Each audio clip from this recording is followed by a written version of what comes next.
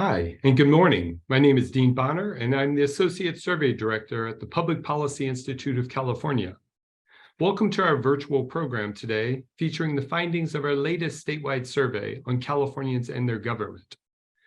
This survey is supported with funding from the R.J. and Frances Miller Foundation and the James Irvine Foundation.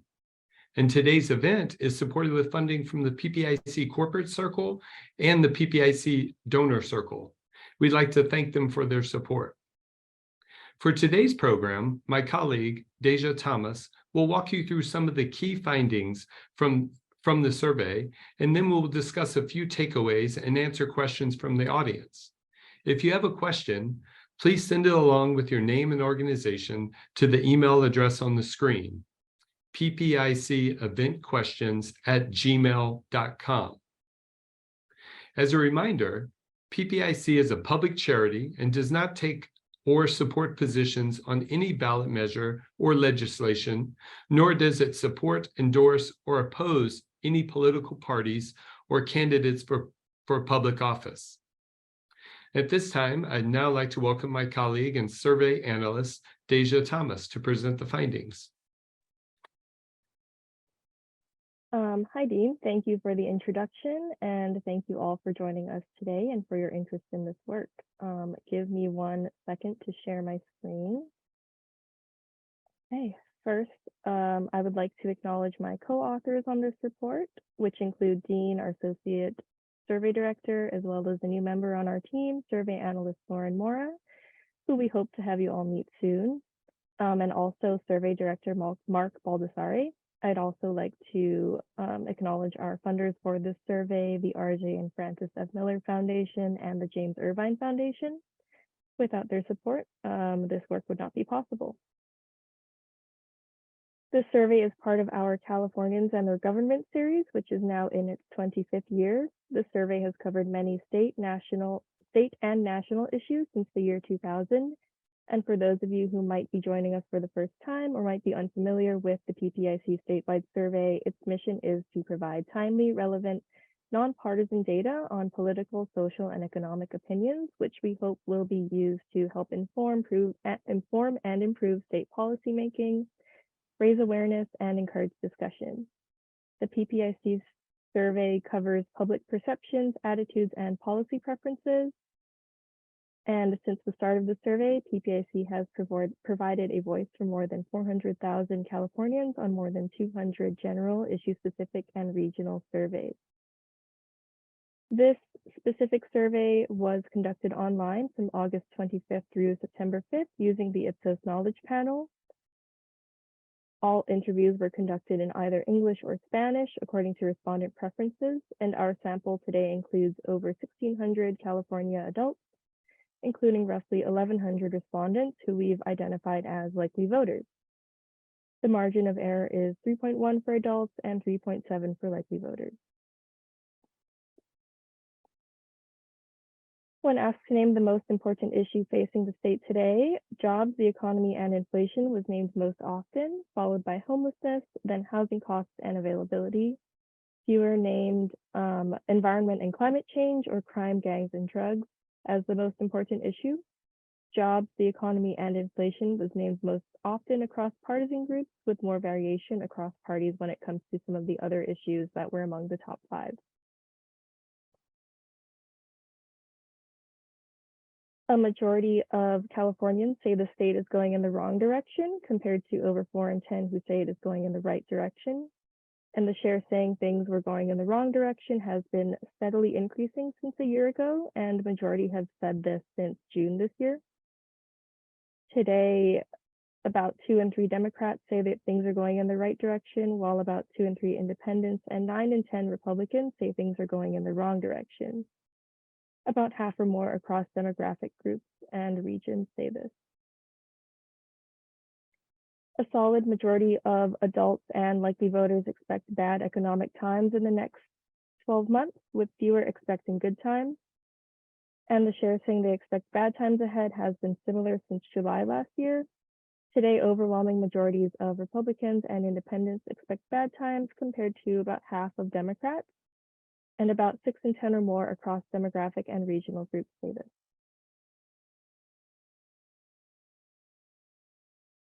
When asked to think about how comfortable they are making a major purchase, like a home or a car, 3/4 of adults say that they are less comfortable than they were 6 months ago. And solid majorities across partisan, regional, and demographic groups say this. And when it comes to other household purchases, nearly 2 in 3 adults say that they are less comfortable now than they were 6 months ago. And again, majorities across partisan and regional and demographic groups say this. And for both of these questions among racial ethnic groups, Latinos are most likely to say they feel less comfortable, while Asian Americans are least likely. And the share saying they are less comfortable declines as income rises. This month, we were able to ask a number of questions about mental health as well. Most Californians say that there is a mental health crisis in the US today, while few say that there is not. More than 8 in 10 across partisan, demographic, and regional groups say that there is a crisis. And women, African Americans, young adults, Central Valley residents, adults with some college education, those are some of the groups with some of the highest shares saying this. We also asked about 988, a 3-digit number that helps callers reach services like the National Suicide Prevention Lifeline and other mental health services. While a majority of adults say that they have heard nothing at all about 988, just over 6 in 10 say that they would be very or somewhat likely to call if they or a loved one were experiencing a mental health crisis. Majorities across partisan, demographic, and regional groups say that they are very or somewhat likely to use this mental health hotline. Moving topics, strong majorities of adults and likely voters say immigration is a good thing for the US, while about 3 in 10 say that it is a bad thing for the US. Partisans are split on this issue, with most Democrats and independents saying it's a good thing, and a majority of Republicans saying that it's a bad thing. Strong majorities across demographic groups say this, that it is a good thing, and the shares saying that this decline as age rises and increases as education rises. San Francisco Bay Area residents are more likely than residents in other regions of the state to say that it is a good thing. And when it comes to taking in civilian refugees from countries where people are trying to escape war and violence, most adults say that this is at least a somewhat important goal, including just over 3 in 10 who say it is a very important goal. Among those who say that it's a very important goal, partisans are divided, with nearly half of Democrats saying this, compared to 3 in 10 independents and far fewer Republicans who say the same. And when it comes to increasing security along the US-Mexico border to reduce unauthorized crossings, overwhelming majorities of adults say it's at least a somewhat important goal, including less than 4 in 10 who say that it is a very important goal. Nearly 8 in 10 Republicans say this, compared to less than 4 in 10 independents and 2 in 10 Democrats. Okay, moving on. Most California likely voters are confident in the state's voting system, but also express dissatisfaction with democracy. A solid majority of likely voters say that they have a great deal or quite a lot of confidence in the system in which votes are cast and counted in California elections. Over 8 in 10 Democrats and nearly 6 in 10 independents say this, compared to just 1/3 of Republicans. Just over 4 in 10 likely voters are very or somewhat satisfied with the way that democracy is working in the US, while a majority say that they are not too or not at all satisfied. And fewer than half across partisan groups have expressed satisfaction.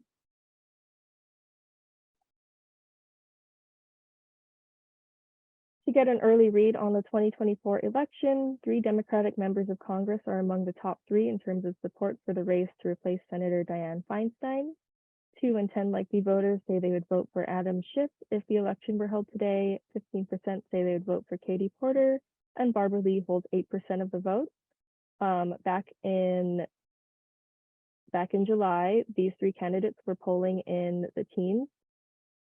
2 Republican candidates trail behind among the top 5, Eric Early and James Bradley, who both have 5% of the vote each. About 3 in 10 likely voters say they'd vote for other candidates, all of which held votes that were less than 5%. and this includes 3% who say that they would vote for someone not listed.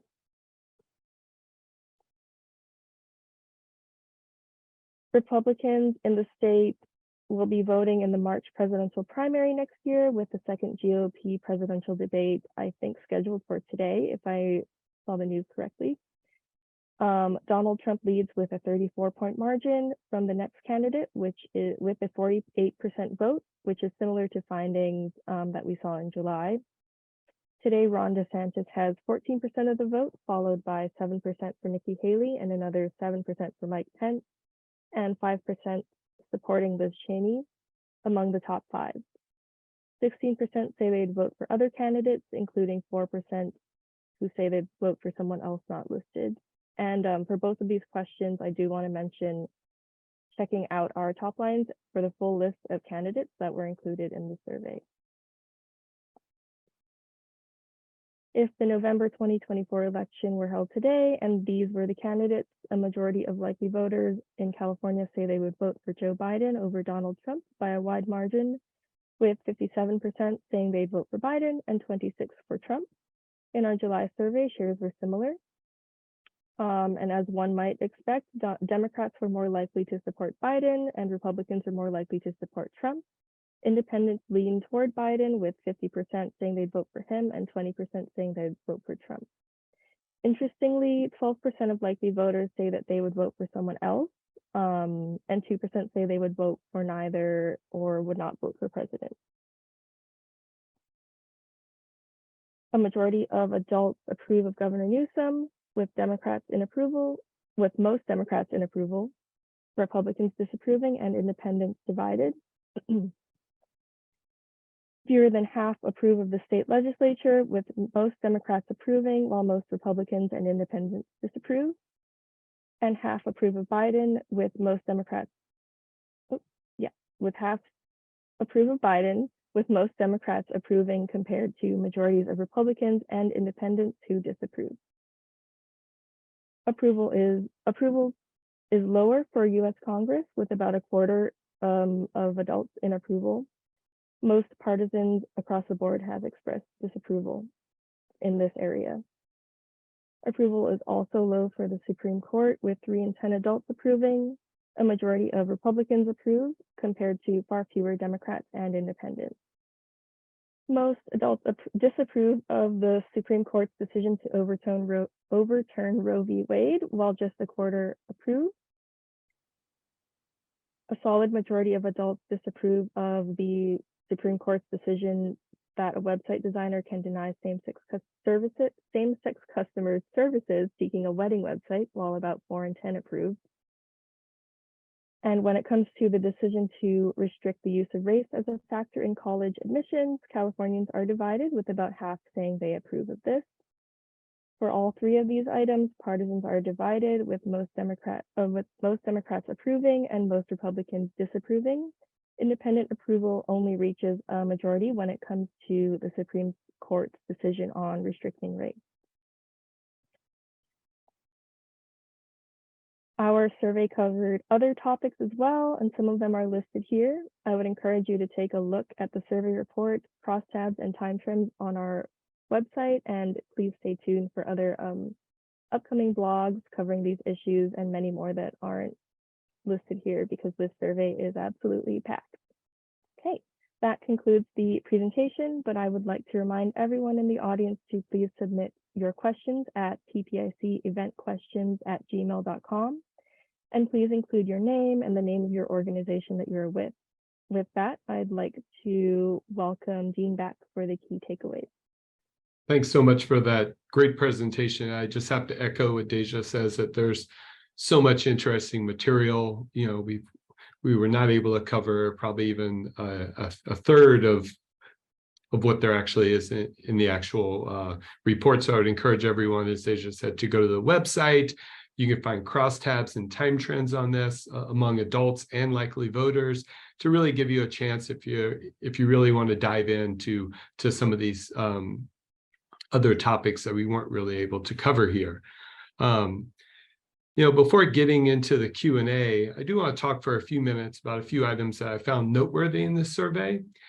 You know, as we heard from Deja, there's a lot of disagreement on a lot of different issues between Democrats and independents. I mean, you would have to agree, right, Deja? Like it's Right. overwhelming. And this survey is not necessarily different than many of our surveys, right? And so I wanted to try to seek out areas where I was able to find some agreement between Democrats and Republicans.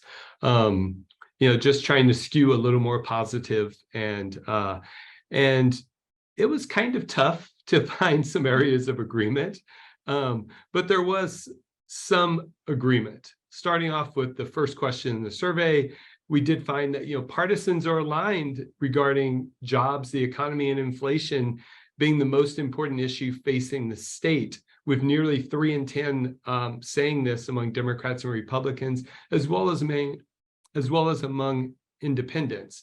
And so that is kind of like the top issue. There's a lot of agreement there. And that to me is interesting. There was some disagreement when it comes to where people place crime or immigration or like homelessness as top issues. But overall, the top issue was the same for all the partisans here. Beyond that, there was broad agreement, interestingly enough, on the concept of how happy you were personally, with large shares saying they were at least somewhat happy, which to me is kind of interesting, because we do consistently find that Democrats are more positive when it comes to kind of the direction of the state and the nation and the economic outlook for both the state and the nation. But when it comes to personal happiness, both Democrats and Republicans were equally as happy. And we also saw some alignment on there with the share saying that the US was in a mental health crisis. So for me, that was kind of those two things playing off of one another was kind of interesting. But beyond that, I was really, able to find two other core areas where there was some agreement.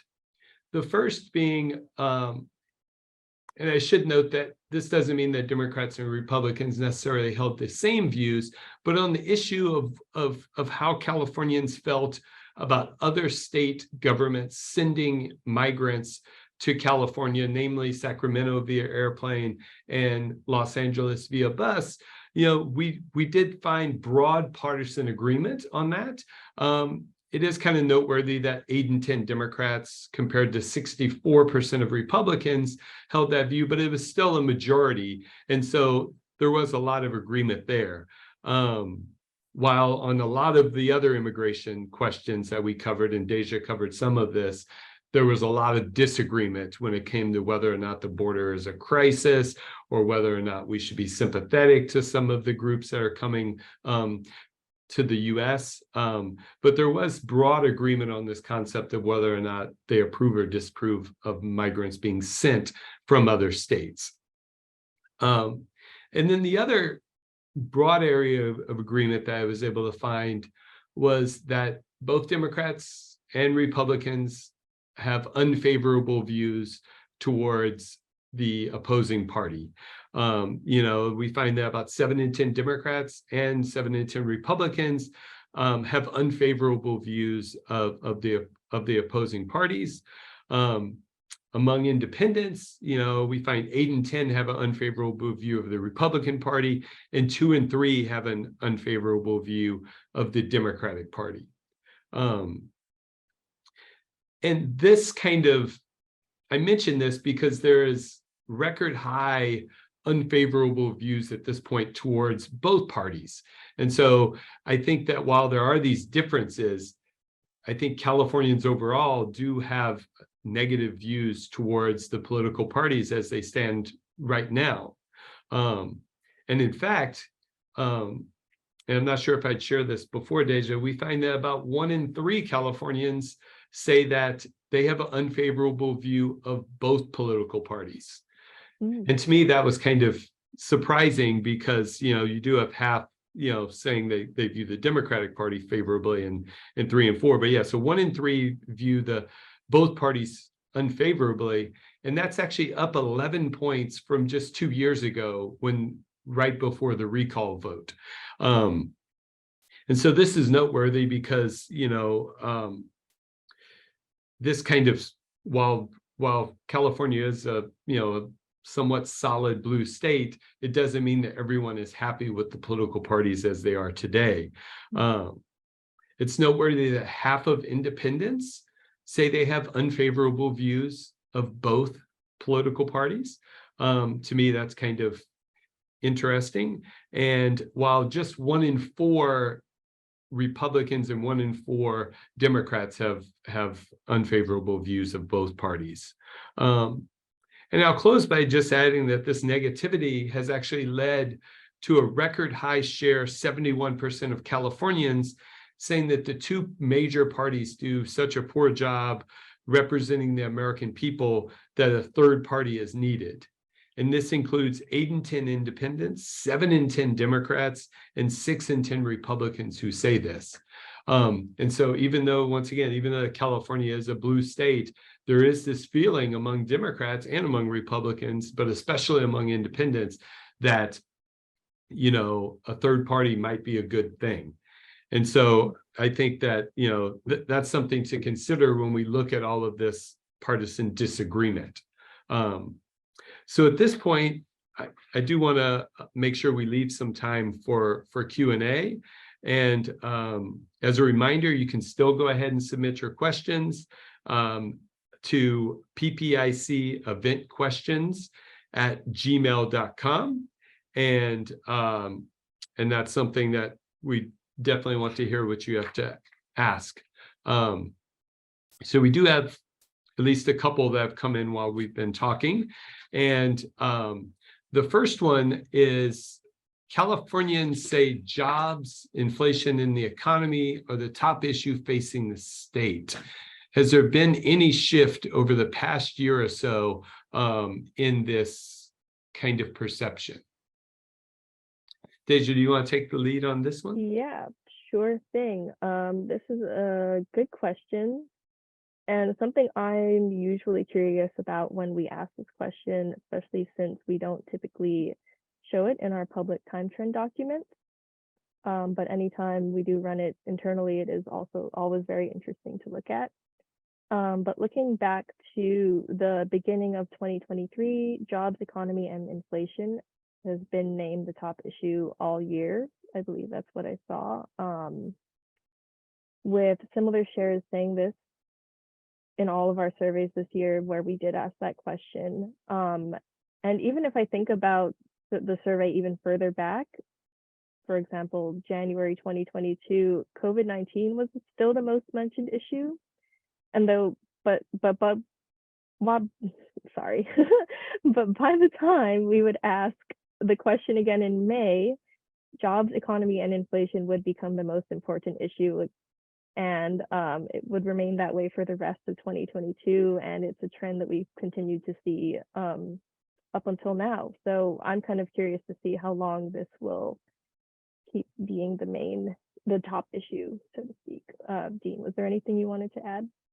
Yeah, I was curious, with kind of COVID cases rising up again, that was the last real kind of other topic that has been, a top concern for Californians. And so, yeah, I think you covered it well. You have to go back to January 2022 to find, the jobs in the economy and inflation not being the top issue. And then I was curious, like, well, what was it like before COVID was the top issue, right? And so you have to go all the way back to January 2020, and 8% were naming jobs in the economy then. And so I do find that kind of interesting that that it's really taken hold, especially I think as inflation has taken off. And so yeah. Let me see. It looks like we have another question. It says, your presentation notes that compared with a year ago, a larger share of Californians say the state is heading in the wrong directions. Do your findings shed any light on what's driving this increased pessimism? That's great. I was, it's extremely visible on the chart that Deja had in the presentation there is a sharp increase, and that increase is actually an 11-point increase from just a year ago. And so that to me is really telling. And we've been working on ideas for blogs and whatnot, and so I have kind of looked into this a little bit. And it's one thing I was able to notice when I was looking at the time trends is that while it's up 11 points among all adults, it's actually up 5 points among likely voters. So that's kind of interesting. Likely voters are kind of a little bit more positive. And kind of, as you might expect, when there's such a large increase, there were kind of double-digit increases across most regions and across many different demographic groups. But I did notice that there was an 18-point increase among 18 to 34-year-olds. And so that to me is especially noteworthy when we think about, looking ahead a year. These 18 to 34-year-olds are really, not very optimistic about where the state is going at this time. And so that's interesting to me. Was there anything else, Deja? Yeah, when you read the question, it kind of made me think about some of the other findings and using them as like a way to piece this together as well. Like, for example, most people expect bad economic times, and many are feeling less comfortable making household or major purchases. And, people are also expecting that the local economy and their personal finances will be about the same. At least, I think it was about, it was either half or a majority. I don't remember off the top of my head right now. Yeah. Just over half, yeah. And so it kind of makes me wonder, like, if people are feeling this way, they also might not know when it will change, either for the better or the worse. And that might be part of the reason why we're seeing this. People are struggling, it's not changing. Yeah. It is also, if I'm not mistaken, views towards the national direction is even more pessimistic. And so, Right.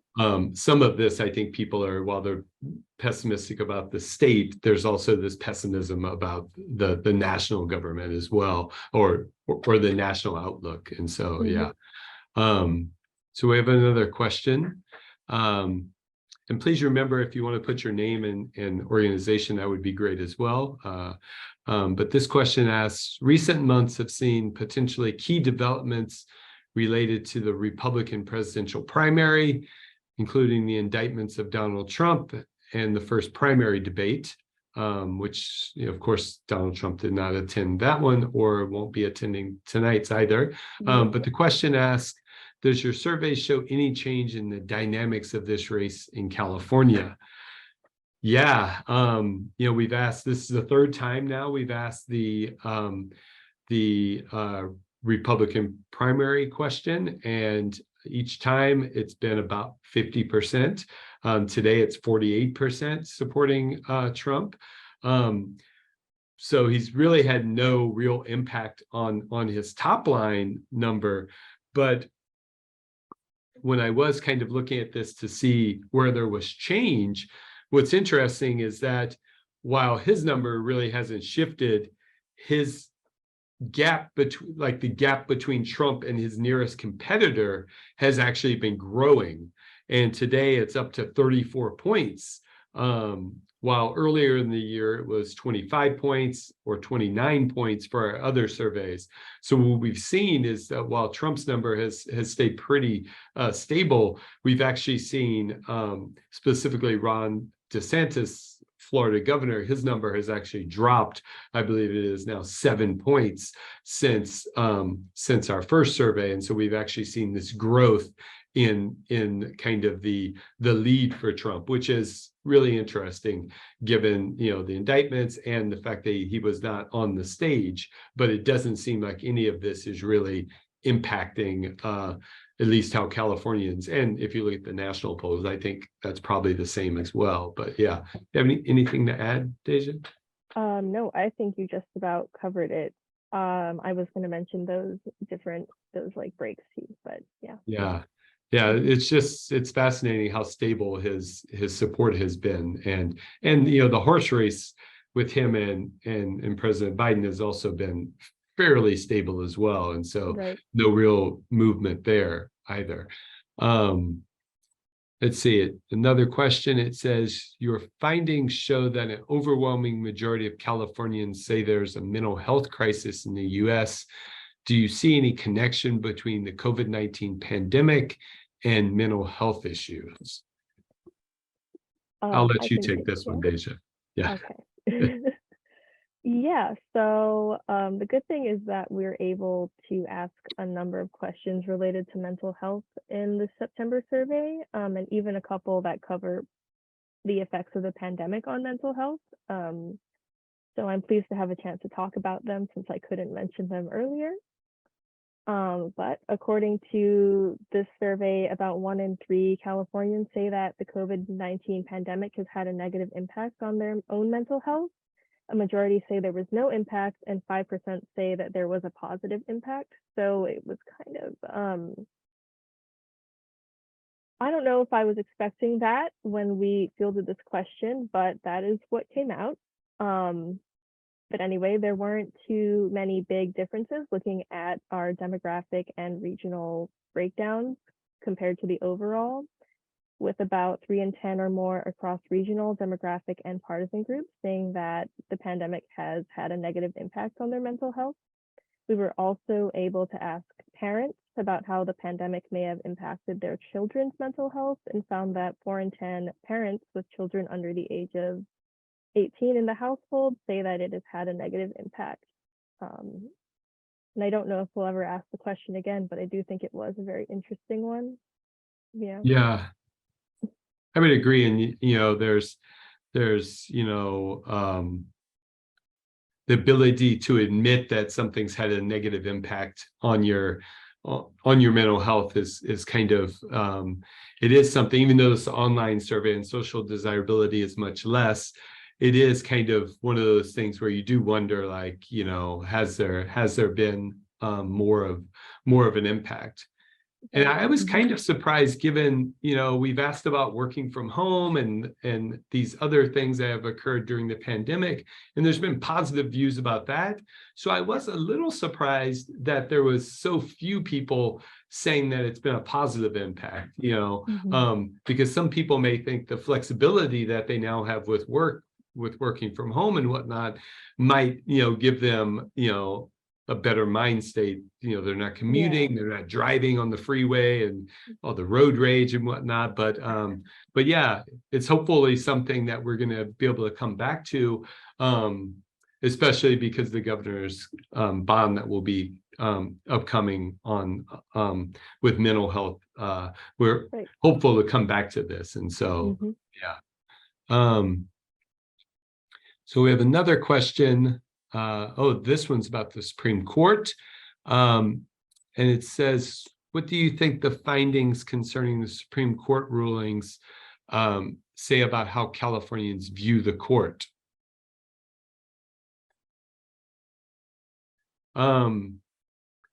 Obviously, I think the big one that we asked about, for the second time, was views towards the Roe v. Wade decision.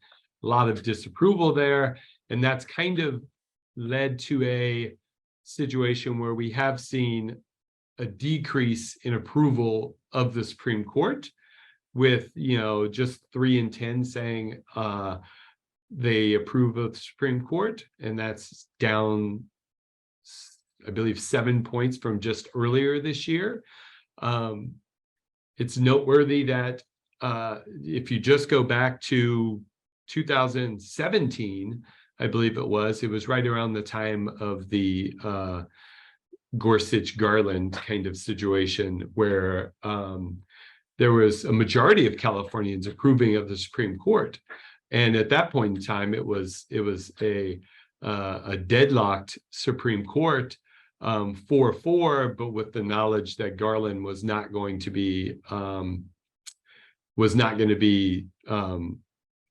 confirmed. And at that point, it was pretty well known that in February after the inauguration that it was going to be a conservative justice, most likely, that President Trump was going to nominate. But still, at that point, it was 57% approving.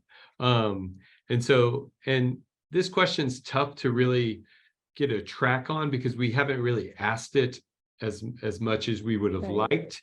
It is a question we hope to be following a lot more than we have in the past, because in the past I think we've asked this like 4, maybe 5 times, but that's over like at this point almost 15 to 18 years or something, right? And so it doesn't really give you the ability to really say, oh, this is a trend or whatnot. So we have these kind of, what we have this year, we've seen a 7-point decrease, and that was just since February. I think if we would have asked it, say right before the Dobbs decision, for example, it probably would have been a little bit higher, but maybe it wouldn't have been the 57%. And so from that standpoint, it's really something that we do hope to come back to, especially as with a 6-3 divided court, a lot of decisions will be impacting the people of California. We hope to continue to ask that question now that we have kind of more space with online surveys. So did you find anything noteworthy about kind of where we are with the Supreme Court? Yeah, I guess I just wanted to mention that we, as I noted in the presentation, we did also ask about specific decisions that they've made recently. And I think that can kind of help us understand that 7-point decline that we've seen since the last time we asked this question. Because there wasn't that much approval going on in those 3 questions that we did ask. So I think that kind of helps us paint like a fuller picture, but I definitely agree that we should keep asking these questions and, keep getting a read on what's happening. Yeah. I'd say that's a great point, because 2 of the 3 questions we asked about the rulings were ones that happened in May and June. And so that was, obviously between February and September. And so while the Dobbs decision was prior to that, those 2 rulings, affirmative action and the website case, were both obviously did have some impact. Real quick, we're almost out of time. Was there anything that surprised you this survey? It's a lot of ground to cover, but anything that you want to mention that surprised you that we haven't touched yet?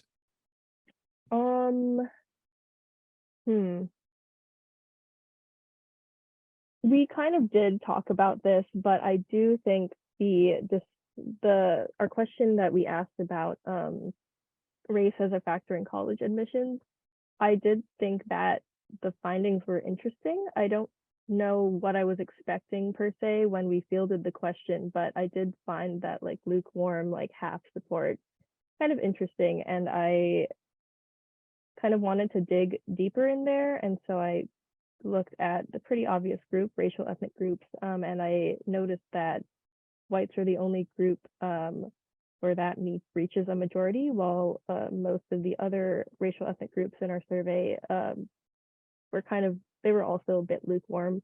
So a solid majority of African Americans did disapprove, and I thought that was interesting. But it's interesting. This is an interesting finding to me because I couldn't figure out what was driving it, and I want to understand it more. So maybe, I don't know, hopefully we ask something about this later on that will help us understand. But yeah. For me, the most surprising thing is that we're already out of time. It's already 11:40. And so, we've reached the end of our program. I'd like to thank you, Deja, for the great presentation, the back and forth. Thank our funders, as well as finally thank all of you for joining us today. If you pre-registered for the event today, you will receive a survey. We would appreciate you taking the time, a couple minutes to respond, to let us know how you did. If you're watching us elsewhere, please feel free to send comments as well. And thank you and have a great afternoon.